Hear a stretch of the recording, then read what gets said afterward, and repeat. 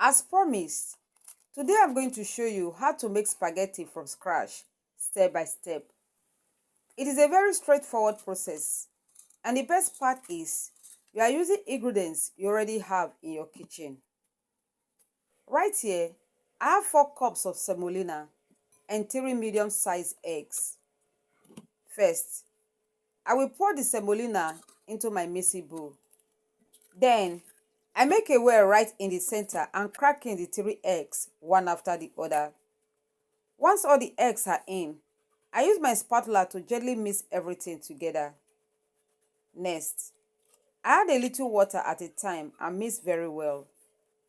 When it starts coming together, I switch to my hands and knead it into a strong firm dough. Quick note: using eggs is optional. If you are a vegan or you simply don't want to use eggs, no problem at all. Just replace the eggs with water and you are good to go. And before anyone says, wait, aren't these noodles? Yes, you are right.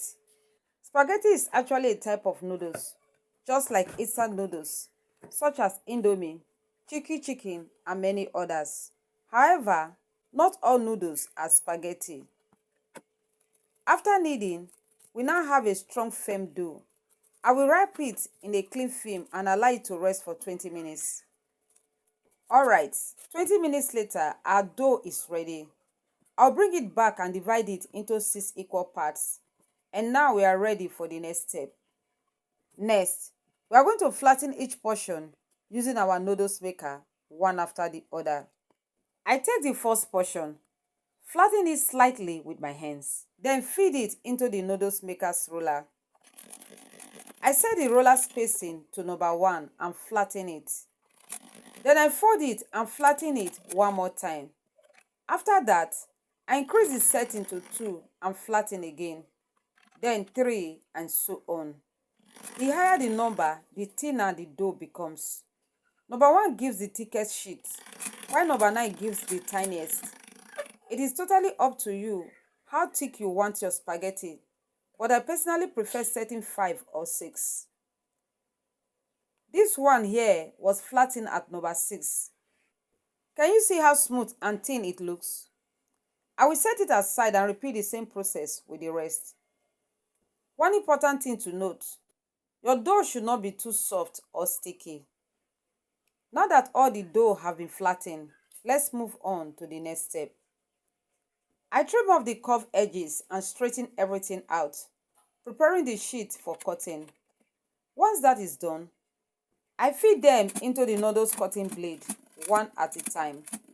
Now look at that. Beautiful spaghetti strands.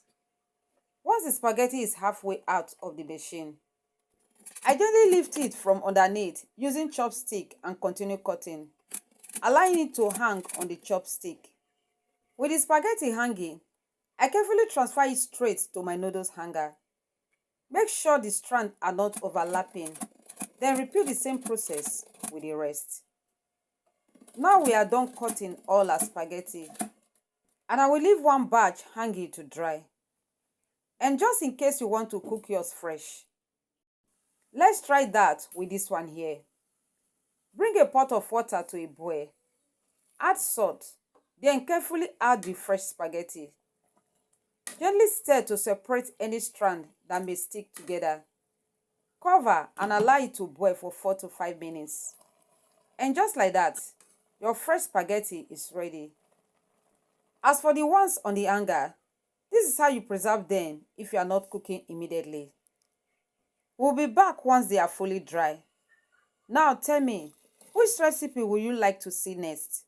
Macaroni or instant noodles? Thanks for watching, and I will see you in the next one.